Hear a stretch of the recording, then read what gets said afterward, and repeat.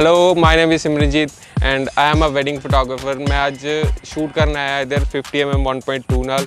मैं wedding shoot कर रहा तकरीबन 3 साल तो मेरा फर्स्ट लेंस है 50mm में ते मैं काफ़ी देर दी वेट कर रहा सीगा इस लेंस दी। मैं 1.8 नहीं लिया, 1.4 नहीं लिया, सो इसी लेंस दी वेट कर रहा सी। I am the first buyer of this. इहदा रिव्यू करने लिए असी चंडीगढ़ च पार्क च आए 36 सैक्टर। ये 50mm 1.2 का रिव्यू है ते साडी हेल्प कर रहे हैं मिली।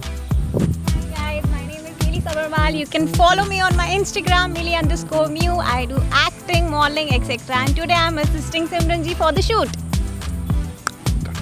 Cut.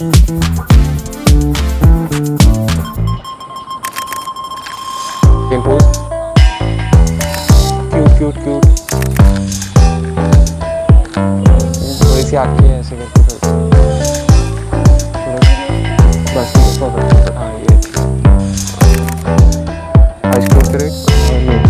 क्या देखिए ऊपर।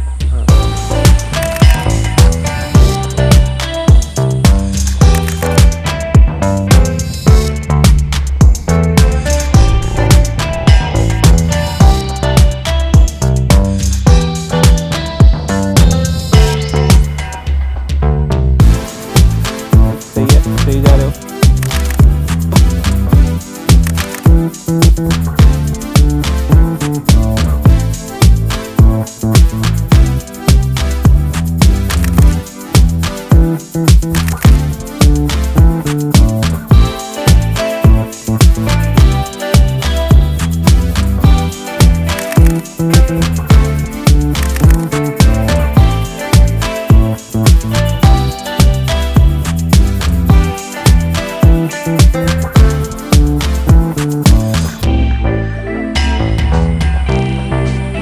Please help me.